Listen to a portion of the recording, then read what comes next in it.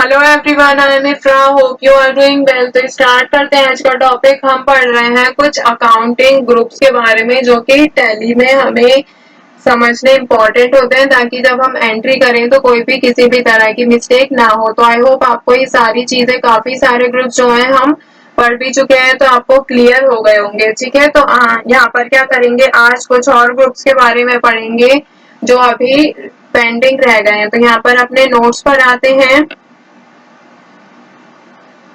देखिए यहाँ पर हम 15 ग्रुप्स के बारे में ऑलरेडी पढ़ चुके हैं। टोटल 28 टाइप्स के होते हैं। तो कौन कौन से पढ़ लिए, यहाँ पर कैपिटल हो गया, रिजर्व एंड सरप्लस हो गया, ताकि अलग दिखे इन्हें मैं बोल्ड करती चलती हूँ। लोन लाइबिलिटीज आपको बताया था, किसी भी तरह का बिजनेस में लोन लिया जाता है तो उसे क्या बोलते हैं, लोन लाइबिलिटी। सिक्योर्ड लोन क्या होता है कि सिक्योरिटी देकर हम लोन ले रहे हैं।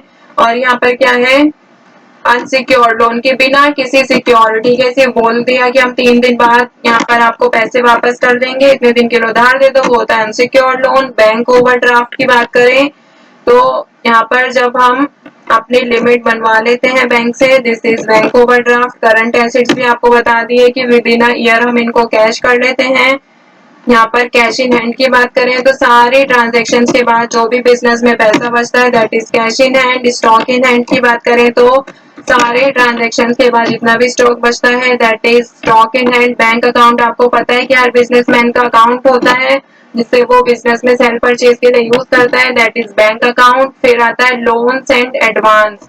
तो लोन्स एंड एडवांस की अगर बात करें तो जितना अगर कोई हमसे एडवांस लेता है तो वो किस में आता है, लोन्स एंड एडवांस में आता है। और जिससे लिया होता है वो लोन लाइबिलिटीज में, मतलब कि किसी भी तरह का लोन लिया होता है वो लोन लाइबिलिटीज में आता है।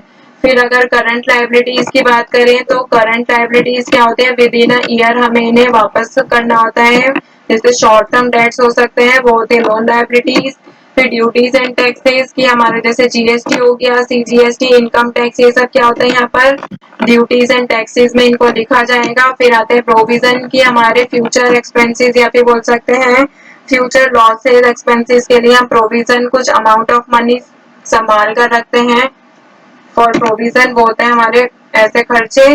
फिर फिक्स एसेट की बात आई थी, जैसे मशीन हो गई, यहाँ पर फर्नीचर हो गया, लैंड हो गया, ये सब होते हैं फिक्स एसेट। ठीक है, अभी नेक्स्ट आते हैं 15 की अगर बात करें तो यहाँ पर हम लिखते हैं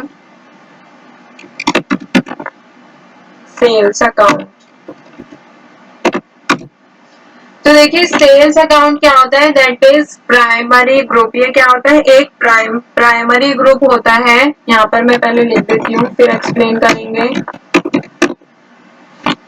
ठीक है, सेल मतलब आपको पता है कि जब भी आप कहीं पर जाते हैं कोई चीज खरीदते हैं तो आप क्या होते हैं, बायर, और जिससे आप खरीद रहे हैं वो क्या होता है, वो सेलर होता है। तो वो क्या करता है, सेल करता है अपनी। ठीक है, तो इस ग्रुप में क्या होता है कि बिजनेस या फिर बोल सकते हैं कंपनी के थ्रू डिफरेंट टाइप्स के गुड्स को बेचा जाता है। यहाँ पर उनके अकाउंट्स बनाए जाते हैं कि कौन से ग्रुप की यहाँ पर सेल की बात हो रही है। जैसे मान लीजिए हमारी जो कंपनी है वो फोन भी बेचती है, लैपटॉप भी बेचती है, तो लैपटॉप के लिए भी सेल अकाउंट यूज होगा और फोन के लिए भी। तो एग्जांपल के लिए समझते हैं, जैसे हरिओम प्रिंटर्स अपने बिजनेस में पुस्तकों, मतलब कि यहाँ पर बुक्स की बिक्री बेचते हैं और कागज भी बेचते हैं, और क्या कर सकते हैं, पेन ले लेते हैं, पेन बेचते हैं, पेंसिल बेचते हैं। ठीक है, तो यहाँ पर क्या है कि सेलिंग के लिए यहाँ पर क्या बनेगा, खाता बनेगा, अकाउंट। ठीक है, हरिओम प्रिंटर्स को वो बनाना होगा। कंपनी किसकी है, हरिओम प्रिंटर्स की है, तो वही तो अपने बिजनेस बुक्स ऑफ अकाउंट में इनके जो अकाउंट्स है वो एड ऑन करेगी। किस किस के, बुक्स के लिए मान लीजिए प्रिंटर्स है तो बुक्स का यूज होगा, पेपर्स का, पेन पेंसिल यहाँ पर वो बेचते हैं तो उन सबके अकाउंट्स यहाँ पर क्रिएट करने होंगे।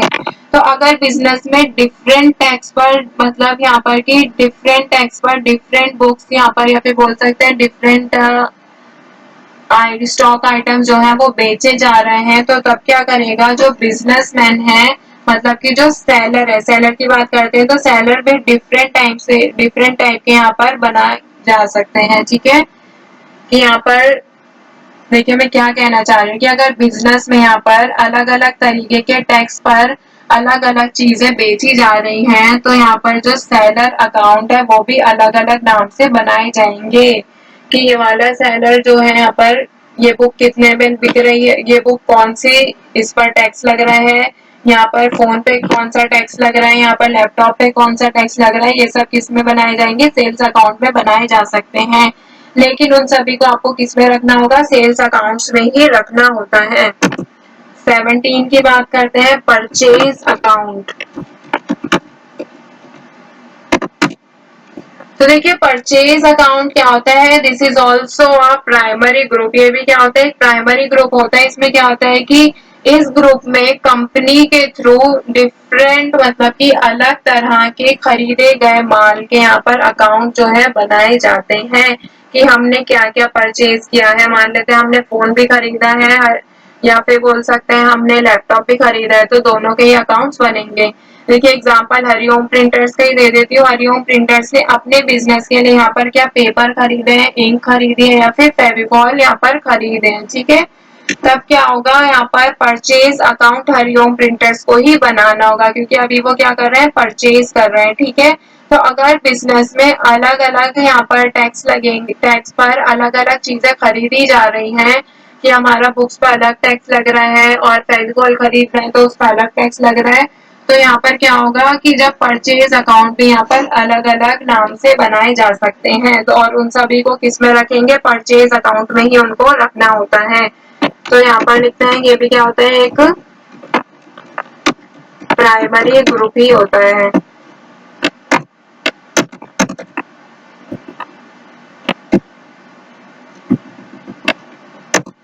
एटीन्थ की बात करते हैं, अब आते हैं हम सन्ड्री डेटर पर।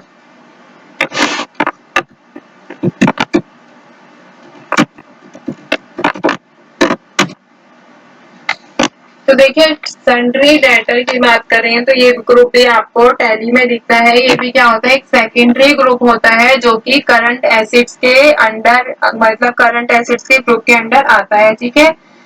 तो जब हम बिजनेस में किसी पार्टी या फिर बोल सकते हैं किसी और पर्सन को, किसी पार्टी को, किसी दूसरी कंपनी को या फिर किसी भी पर्सन को उधार माल बेचते हैं तो वह पर्सन क्या हो जाता है, डेटर कहलाता है। जिसको मान लीजिए मैं आपको सामान बेच रही हूँ, तो आप क्या है, मैं सामान बेच रही हूँ तो मैं सेलर हूँ या बायर है, तो जो बायर होता है जिसको मैं आपको उधार सामान बेच रही हूँ, तो यहाँ पे मेन चीज याद रखिएगा कि जब हम उधार सामान किसी को देते हैं तो वो पर्सन क्या हो जाता है, डेटर हो जाता है, ठीक है।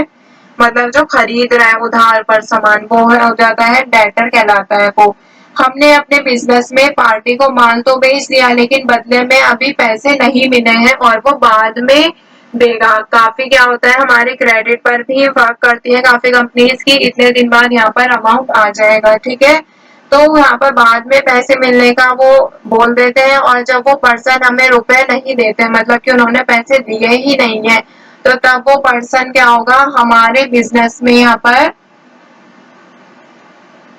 डेटर कहलाता है। बल्कि यहाँ पर अगर बिजनेस में देखें तो यहाँ पर देनदार एक नहीं होते, यहाँ पर बहुत सारे होते हैं, इसलिए यहाँ पर इसी के इसके आगे क्या लगाया जाए, यहाँ पर देखिए डेटर नहीं है, सन्ड्री डेटर है। सन्ड्री डेटर क्यों लगाया, क्योंकि डेटर सिर्फ एक नहीं होता है, बहुत सारे होते हैं। तो ये भी क्या होता है, एक सेकेंडरी ग्रुप होता है। 19th की अगर बात करें,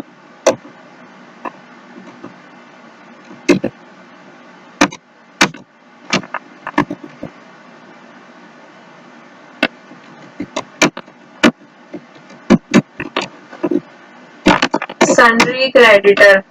तो देखिए सन्ड्री क्रेडिटर क्या होता है, डेटर क्या आता है, जो माल उधार पर माल खरीद रहा है, ठीक है।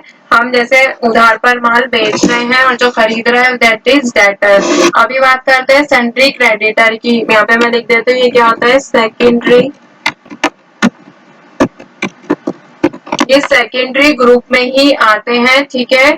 और किसके ग्रुप में आते हैं, ये सेकेंडरी ग्रुप है जो कि करंट लायबिलिटीज ग्रुप के अंडर आते हैं। जब हम अपने बिजनेस में किसी पार्टी या फिर किसी पर्सन से माल उधार खरीदते हैं, यहाँ पे क्या हो रहा है, उधार माल खरीदा जा रहा है, तब हमें उस पार्टी या फिर उस पर्सन के नाम से एक लेजर बनाना होता है कि सन्ड्री क्रेडिटर्स में उसमें रखना होता है ग्रुप में।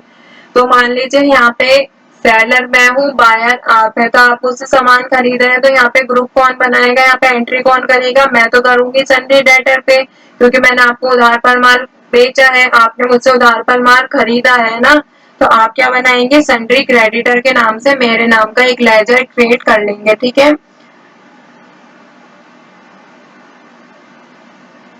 और हमारे थ्रू क्या होगा, उधार यहाँ पर बेचे खरीदे गए माल का जो पैसे होंगे वो हमें जिस पार्टी को देना है उसे उस ग्रुप में रखते हैं। तो सन्ड्री क्रेडिटर और सन्ड्री डेटर में कंफ्यूज नहीं होना है। सन्ड्री डेटर क्या होता है, जो उधार पर माल खरीदता है। सन्ड्री क्रेडिटर क्या होता है, जो उधार पर माल बेचता है, ठीक है। तो आई होप आपको ये चारों पांचों चीजें क्लियर हो गई होंगी, sundry creditor, debtor, sale, purchase और फिक्स्ड एसेट्स। तो टॉपिक यहाँ पर करते हैं ये वाला wind up. Stay tuned and thank you.